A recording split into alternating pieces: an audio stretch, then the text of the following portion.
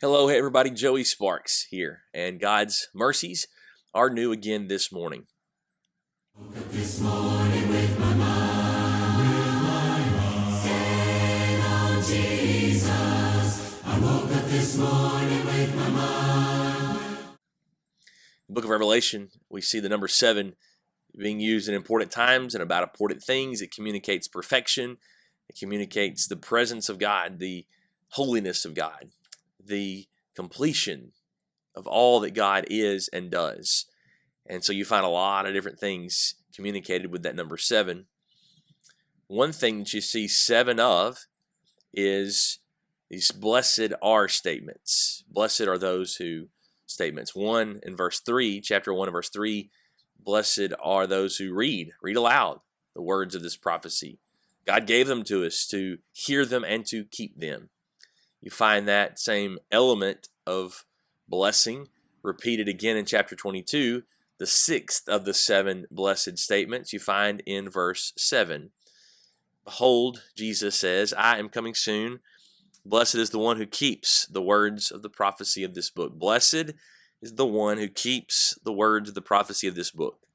Now, what does he mean by coming soon? Well, Jesus is not talking literally that he will come soon or quickly. That's clear by the fact that it's been some 2,000 years since this was given to John and recorded as scripture.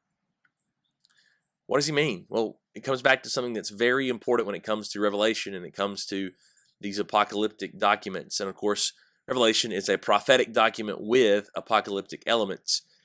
And time is rarely literally time, maybe if at all. Time is always expressed in terms of urgency. That the time frame that Revelation is most concerned about is not some distant point in the future.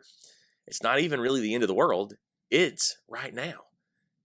When it was written, it was urgent then. And so Jesus is saying, I'm coming with urgency. I'm coming at a time you do not expect. I'm coming in a way that will catch a lot of people off guard. So I'm coming quickly. I'm coming with urgency. Thus, the need to be prepared and faithful always with urgency. He's going to say again in verse 22 or verse 10 of chapter 22, the angel now saying, do not seal up the words of this prophecy of this book. Leave them open. Leave them accessible. They're now revealed, so leave them available. For, he says, the time is near. The time is now to obey, is what that means. And then verse 11 actually echoes the blessed statement from verse 7. It's all about keeping the words of this book. So verse 11, simple advice. Let the evildoer still do evil, the filthy still be filthy, and the righteous still do right, the holy still be holy. You've heard the book. You've seen the magnificent visions. You've seen the terror.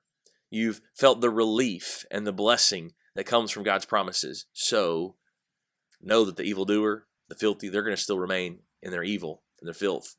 But you righteous, you keep being righteous. You holy, you keep being holy. It comes down to keeping. It comes down to doing. That's, of course, echoes from many other places in Scripture, but 2 Corinthians chapter 5 and verse 10 echoes this idea, but especially verse 12. I'm coming soon, bringing my recompense with me to repay everyone for what he has done.